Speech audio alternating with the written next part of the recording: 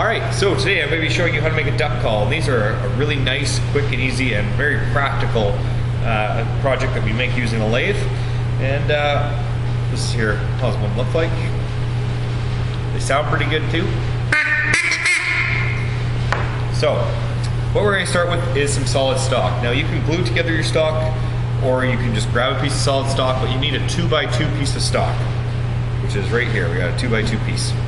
And most duck calls are between 2 and 3 inches. You don't want to go much farther than that, or else your sound will change a little bit. So I'm going to measure out, and I'm going to stop at the 3-inch mark today. I like my a little longer, I have bigger hands, which is about the size of this one, a little bit longer. I'm going to take my square and I'm going to draw my line all the way across. And I'm going to have my blade on this side of the line. So this is what I'm going to keep, and this is where I'm cutting. To do this, I'm going to go to the miter saw. So I've clamped my miter saw and I've adjusted it so that my line is just barely being touched by the blade. Now I'm going to bring the blade forward, squeeze the trigger till it comes to full speed, cut, go all the way back and let go. I'm going to keep all my hands out of the way so I'm safe.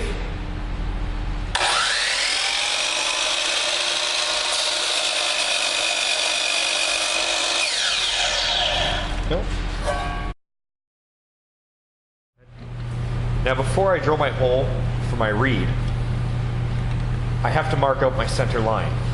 So I'm going to go from corner to corner.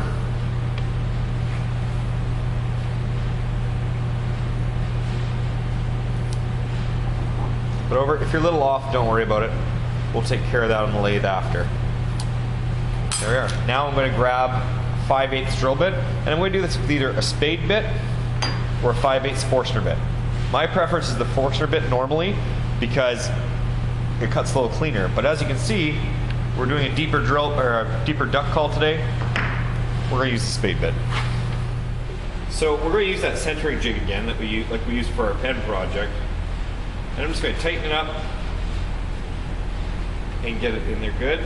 And I'm going to line up the point of my spade bit with the center of my X. Okay? You can see that my bit's very close, but it's not touching. The other thing you want to make sure of is, you'll see that we have this nice scrap piece of wood under here. Because this spade bit's a tad longer, we've got to make sure that we actually don't cut into the bottom and wreck our spade bit. Are you ready? Okay. So we're going to turn this on, and we're going to do this in a pulsating motion, kind of like we did with the pens. So, bring them down a little bit, and let up.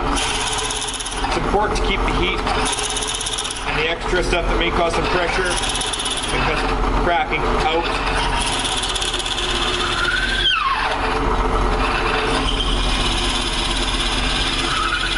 Because this is a pretty deep hole we're drilling. So we've drilled right through. We're a little bit off center, not a big deal. We're going to fix that when we get onto the lathe. Okay.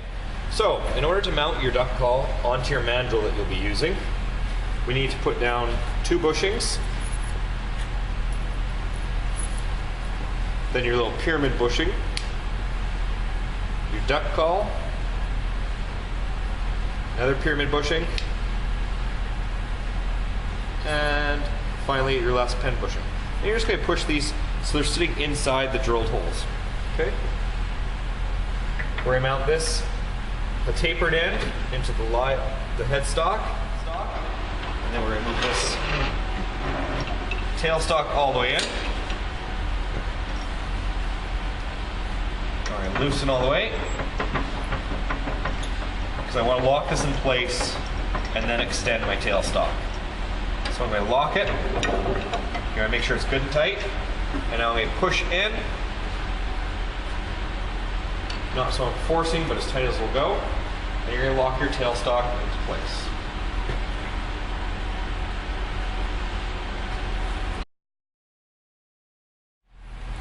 Next, I'm going to check, hand turn the headstock, just to make sure that my tool rest is as close as possible while still not touching. I turn my speed down before I turn it on. Make sure my eye protection, closed-toed shoes, and I have no baggy clothing in the way. Left turn. I'm going to grab my gouge. Careful not to push too hard or else you'll pause it out.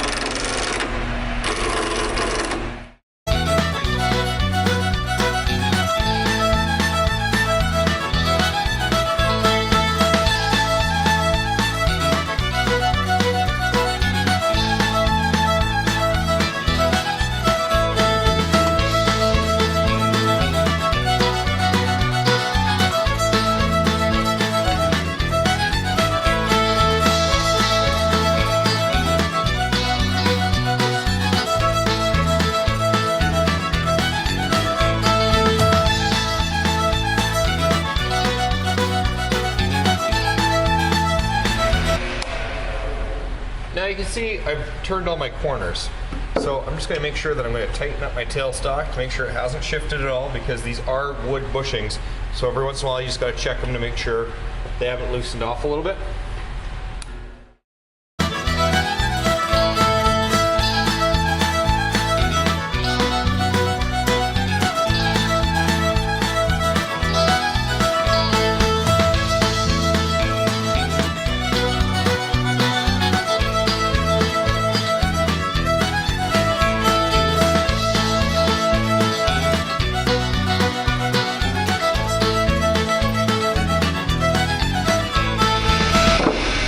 Change my tool to a skew,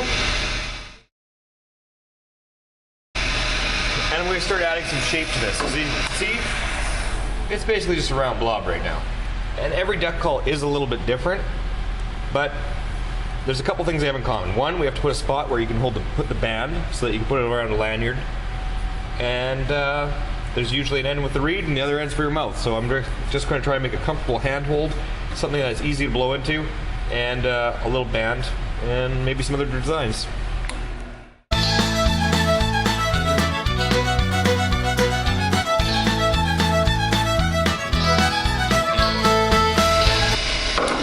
Now I'm going to put my band in.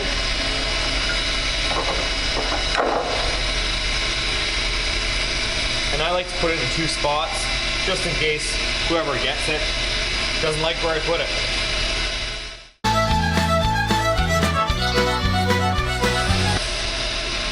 So now I've got a spot for my band and a few other interesting things, and I'm just going to add some detail to this.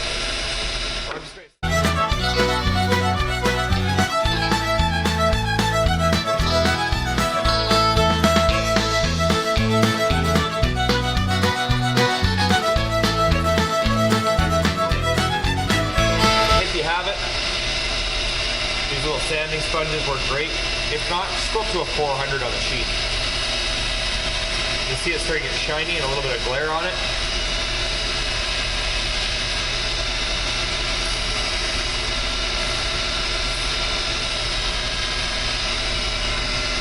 Now I'm going to burnish it.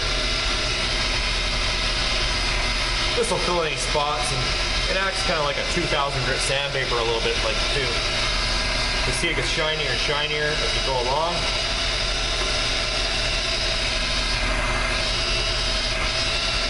So we got this really nice polished finish on it so far. And if this was it, I could leave this right now and it's pretty nice. I'm going to leave it like this, but if you want to put some grip on or something like that, a few lines, now would be the time to do it. But my finish is so good, I'm going to keep it like this. For the final finishing, I'm going to use 2 different types of waxes. One is a food safe wax that I'm going to use on the ends, just in case your lips touch it. This is beeswax based. You can use mineral oil, you can use all sorts of stuff.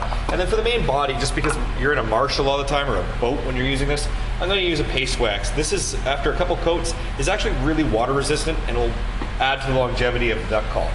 So, I'm just going to take a paper towel here. Put a little bit on. A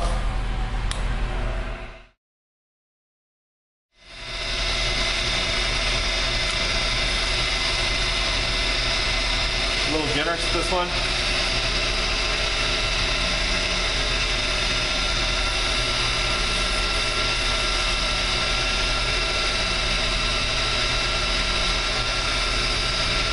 if you get the food safe wax on the rest of it, not a big deal. It just tends to wear off a little bit faster. And I'm going to put one more coat.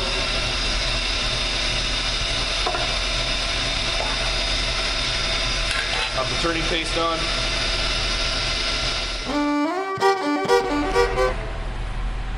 So now we have our very nice duck call, and I'm going to take it off by loosening the tailstock, loosening the tailstock tight adjustment, backing off, moving it, and carefully taking off my bushings, putting them back on so we don't lose them.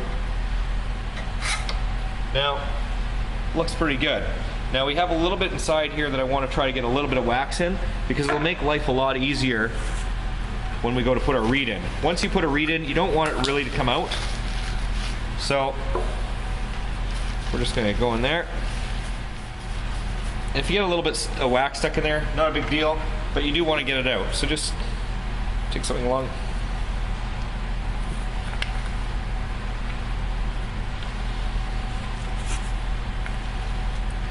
Just so that it doesn't get stuck in your reed later on, because that will affect the sound.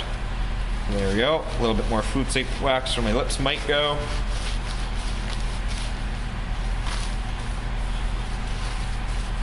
Now you can finish these a lot of different ways. If you want to use polyurethane or something, you can too. I just like the wax because it's easy to touch up later and it looks really good. Okay, so these are adjustable reeds, and I have two different types here. The first is an open water reed, the second is a timber reed. I bought these online, and they're fully adjustable with this little gasket here, and I'm going to use an open water reed today. And plus I think sometimes something really simple like a nice maple and a black reed looks really nice. And I'm going to just decide which end you want. Do you want your mouth over here, or do you want it over here? I like having a little smaller end, so I'm going to put my reed here. And that way also, when I put my lanyard on, my reed will be up so that it won't fall into the water. So, push it all the way in. Test it out.